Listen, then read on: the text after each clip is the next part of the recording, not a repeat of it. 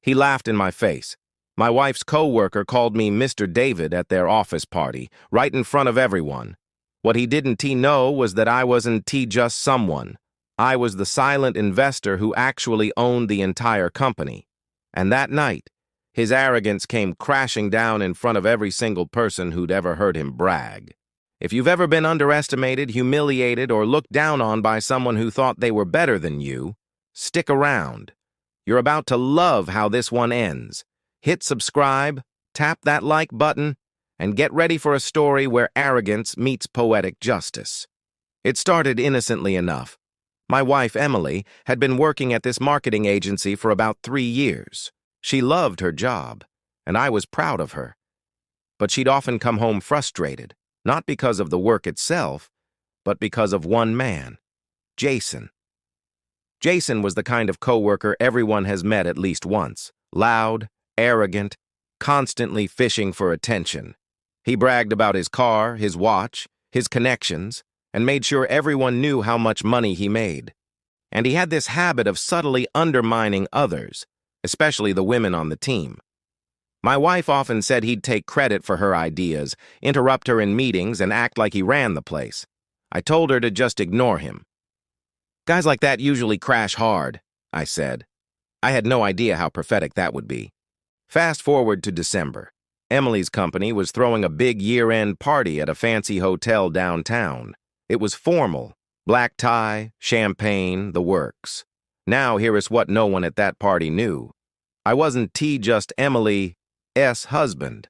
I was one of the company's primary investors. I'd helped fund the agency's expansion 2 years earlier, under an agreement that my involvement would remain confidential. I preferred to stay in the background. I hated the spotlight.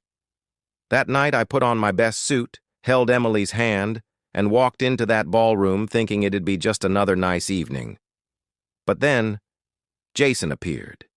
He was standing near the bar, loud as always, surrounded by a group of younger employees who hung on his every word.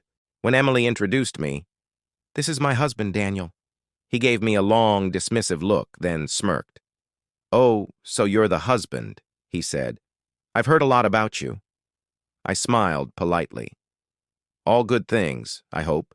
He laughed, a fake, obnoxious laugh. "Well, depends who you ask. You look, pretty low-key for someone married to Emily. What do you do, man?" I said calmly. "I'm in business." Jason leaned closer, clearly smelling blood in the water. "Business, huh?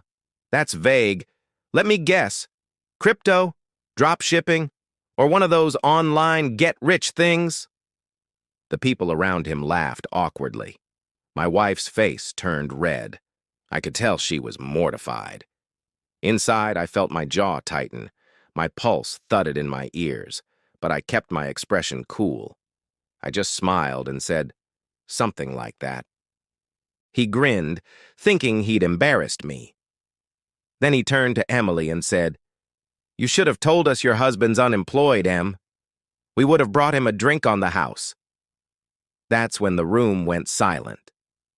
People shifted uncomfortably. My wife looked like she wanted to disappear. Jason thought he'd scored points. He had no idea he'd just written the opening line of his professional obituary. The CEO, Martin, came over soon after. He spotted us, shook my hand warmly, and said, "Daniel, glad you could make it. Everyone, this man right here, we wouldn't be here tonight without him." Jason blinked. "Wait, what?" Martin continued. "Daniel's been one of our key investors since our expansion. The reason half of you have jobs is because of him." You could have heard a pin drop. Jason's face went pale. His fake grin froze in place like wet cement. "Investor?" he stammered. "Major one," Martin said proudly. "He believed in us when no one else did." Jason looked like someone had just pulled the rug out from under him. Suddenly, the guy who was mocking me 5 minutes earlier couldn't meet my eyes. I let the silence stretch a little, just long enough for the humiliation to sink in.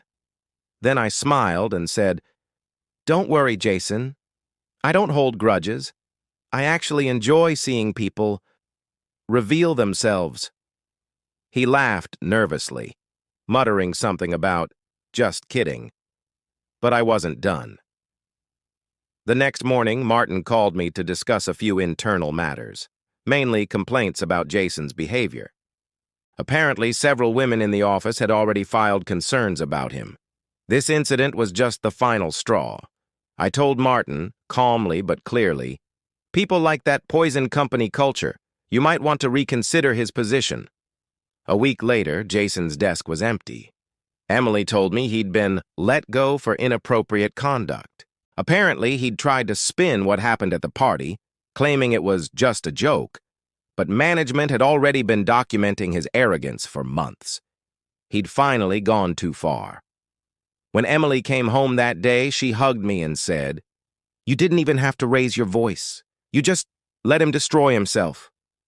And she was right. The sweetest revenge wasn't yelling or even confrontation. It was watching karma do the heavy lifting.